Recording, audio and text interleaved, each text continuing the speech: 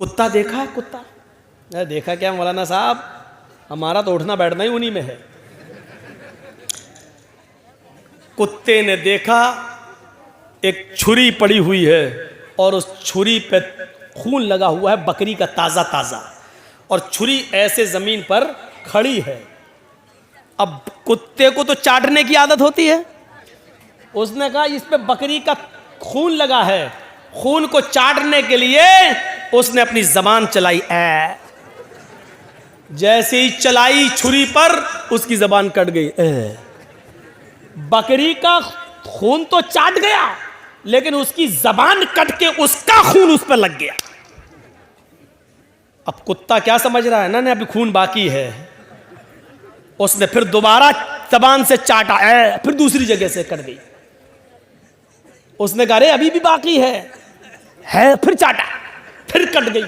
वो उस वक्त तक चाटता रहा कि उसकी ज़बान कट के गिर गई और फिर वो खुद हलाक हो गया, मर गया। यही हालत हमारी है। मिसाल सख्त ज़रूर है लेकिन सच्ची मिसाल है। हम दूसरे को बर्बाद करने के लिए यही अपने आप को बर्बाद कर लेते हैं। जैसे कुत्ता बकरी के खून को चाटने के लिए अपना ही खून चाटते चाटते अपनी जबान काट बैठा, यही हाल हमारा है। आज जुमे के खुतबे में मैंने सुनाया था ना कि वो दो सहाबी थे, जिन लोगों ने ना सुना हो सुनो, जिनके कपड़े की दुकानें पास पास थीं। एक आदमी, एक सहाबी का कपड़ा बिक गया, दूसरा कस्टमर आया, दूसरा भी बिक गया, तीसरा कस्टमर आया, उसी दुकान पर तीसरा भी कपड़े के थान ले गया, चौथा आया, उसने चौथा भी उसी को दे दिया उसी दुकान ने।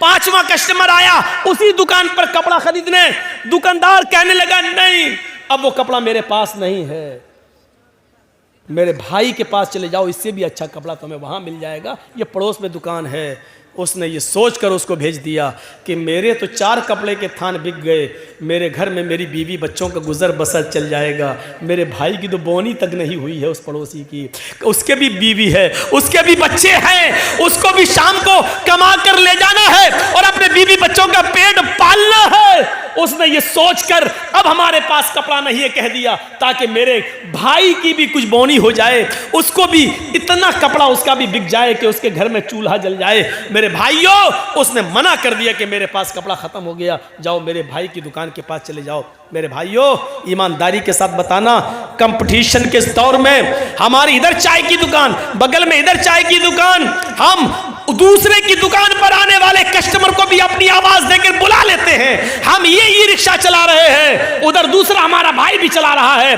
उसके पास आने वाली सवारी को भी हम खींच लेते हैं। कितना? 20 रुपया? नहीं, आओ हम 15 लेंगे, आओ बैठ जाओ। हम उसके भी मुंह से रोटी का लुकमा छीन रहे हैं। हमारे घरों में बरकत हो तो कहां से हो, हमारे बच्चों को बीमारियां न लगे तो कैसे न लगे, हमारे माँ बाप को बीमारियां और कैंसर जैसी बीमारियों में मुलव्वस न हो तो क्यों न हो, क्योंकि हमने रोजी रोटी के सारे नाजायज तरीके इस्तेमाल कर रखे हैं। हम तो अपने भाई की खुशी देखना ही नहीं चाहते हैं, हम अपने दुकान के होते हुए दूसरे की दुकान पे कस्टमर आता हुआ देखना ही गवारा नहीं कर सकते हैं। मेरे भाइयों, इस्लाम की तालीम ये तो नहीं थी, इस्लाम की तालीम ये तो नहीं थी। इमाम अहमद इब्न हंबल रहमतुल्लाह अलैह के पास एक बूढ़ी औरत आती है और सुनो, आए बीड़ियों का धंधा करने वालों सुनो, आए तंबाकुओं के धंधे करने वाले सुनो, आए सूद और ब्याज के खाने वालों सुनो, आए लंबे चौड़े बैंक बैलेंस बनाने वालों सुनो, आए बैंकों की नौकरियां करने वालों सुनो। इमाम अहमद इब्न हंबल रहमतुल्लाह अलैह के पास एक बूढ़ी औरत आती है और कहती है, इमाम मोहतरम, कहा जी एक मसला पूछने आई हूँ, मेरी माँ बहनें सुने, उस ज़माने की औरतें, और वो भी बूढ़ी औरतों में कितना तकवा हुआ करता था। कहा इमाम साहब, मैं चरखा चलाती हूँ, चरखा तो जानते हैं ना, मैं चरखा चलाती हूँ, दूसरे लोग अपना सूत दे जाते हैं धागा, मैं उसको बना के फिराती हूँ और उनसे मजदूरी लेती हूँ, कभी दिन में और कभी ओवर टाइम करती हूँ तो रात में भी चलाती हूँ। मैं चिराग जलाकर मैं चरखा चलाती हूं, जब मेरे पास तेल होता है तो मैं चिराग अपना जलाती हूं और सूत फिराती हूं। इमाम साहब, उसकी मजदूरी मैं लेती हूं। कहा इसमें बुराई क्या है? कहा मैं ये नहीं पूछने आई हूँ कि बुराई क्या है, मैं ये पूछने आई हूँ कि कभी कभी मेरे पास चिराग जलाने के लिए तेल नहीं होता है।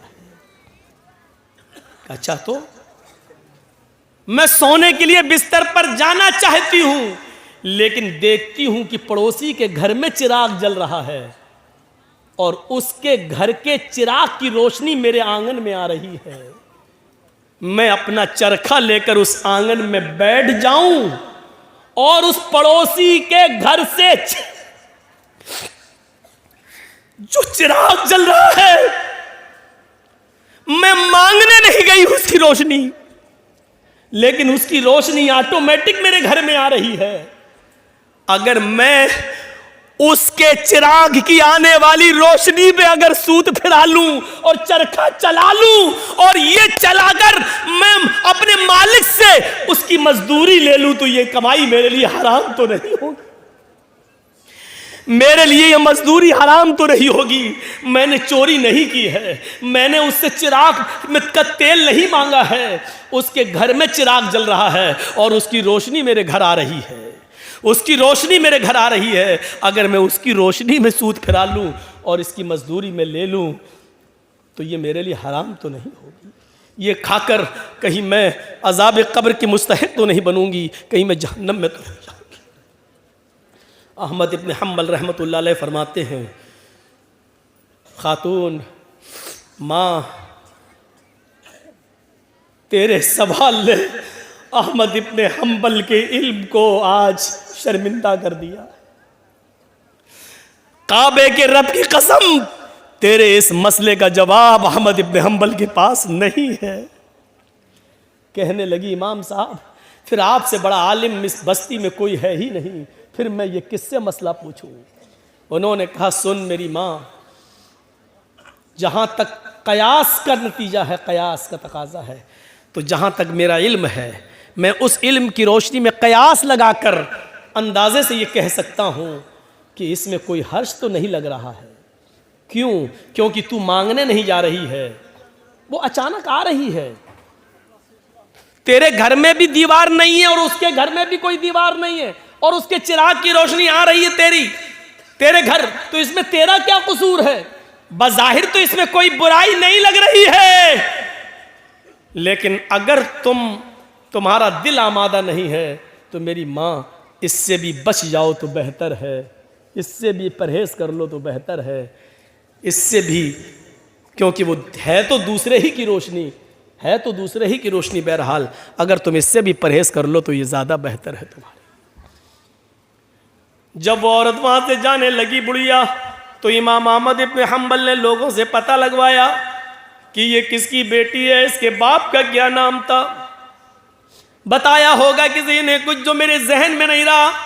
अहमद इब्न हम्बल फरमाते हैं कि आज के ज़माने में ऐसी बूढ़ी औरतें मौजूद हैं, ज़रूर इसका बाप कोई आलिम कुरान होगा, आलिम हदीस होगा, क्योंकि ऐसी तरबियत अपनी औलाद के अंदर कोई बड़ा आलिम ही पैदा कर सकता है। बुढ़ापे की इस दहलीज पर पहुंचकर भी इस औरत की हालत यह है, इस बुढ़िया की हालत यह है कि पड़ोस से आने वाली रोशनी में भी, उस चिराग की रोशनी में भी चरखा चलाने के बारे में सोच रही है कि ये चरखा चलाएंगे तो ये कमाई मेरे लिए हलाल होगी या हराम। तब ऐसे लोगों की नमाजें अर्श से टकराएं और अल्लाह कबूल ना करे, ऐसा हो ही नहीं सकता है। मेरे भाइयों, इधर हम नमाज पढ़ के निकलते हैं, जो मैं सर बसजदा हुआ ज़मी पर, तो आसमां से आने लगी ये निदा, तेरा दिल तो है सनम आशना, तुझे क्या मिलेगा नमाज। एक हमारा तक़वे का हाल ये है, एक हमारी परहेजगारी का हाल यह है कि यहां से निकले नमाज पढ़ के, मालिकी यौमिद्दीन, तू कयामत के दिन का पूरा पूरा मालिक है।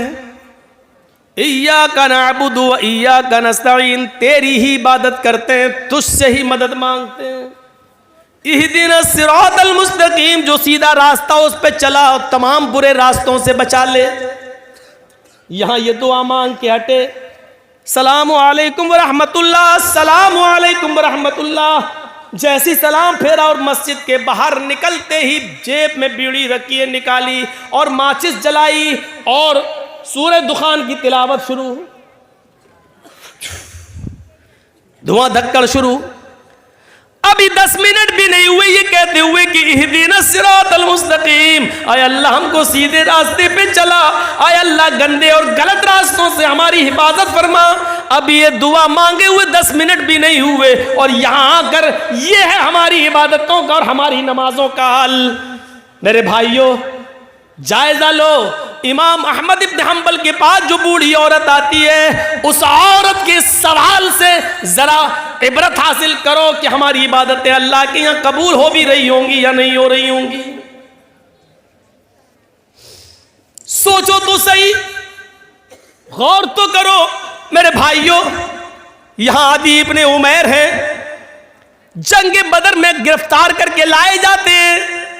आदि इब्ने उमैर है, गिरफ्तार करके लाए जाते हैं, पकड़ के लाए जाते हैं, पैरों में बेड़ियां डाल दी जाती हैं। ये आदि इब्ने उमैर मुसाब इब्ने उमैर के भाई हैं, भाई मोमिन है और आदि काफिर है। मुसाब सहाबी